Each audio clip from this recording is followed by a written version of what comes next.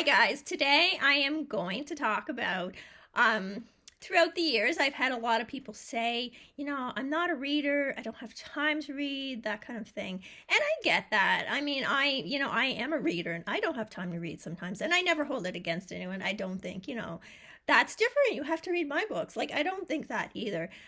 But I will say there's a few things that might encourage people who aren't normally readers, and here's what they are.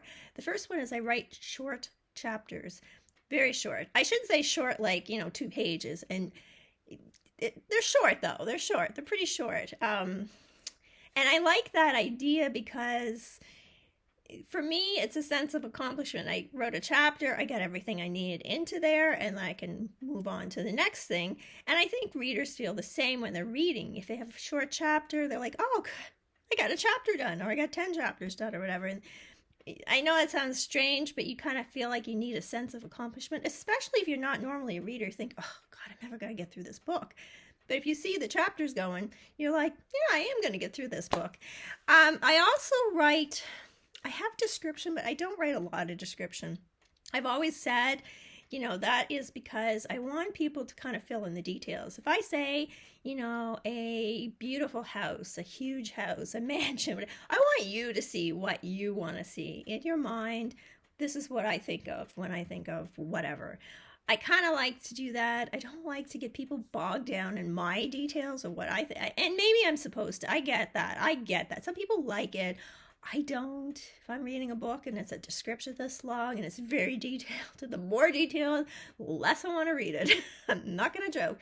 I will not name, there is one famous writer. I don't want to name names because I don't want to seem like I'm bashing anyone, but I can't pick up her books. They're so thick. I start reading the description and they're probably the best books ever. She's very talented, but I'm just like, I get bogged down in the description and I'm done. I'm like, yeah, I can't do this. I can't commit to this. This is too much. What else? I think, I move things along quickly.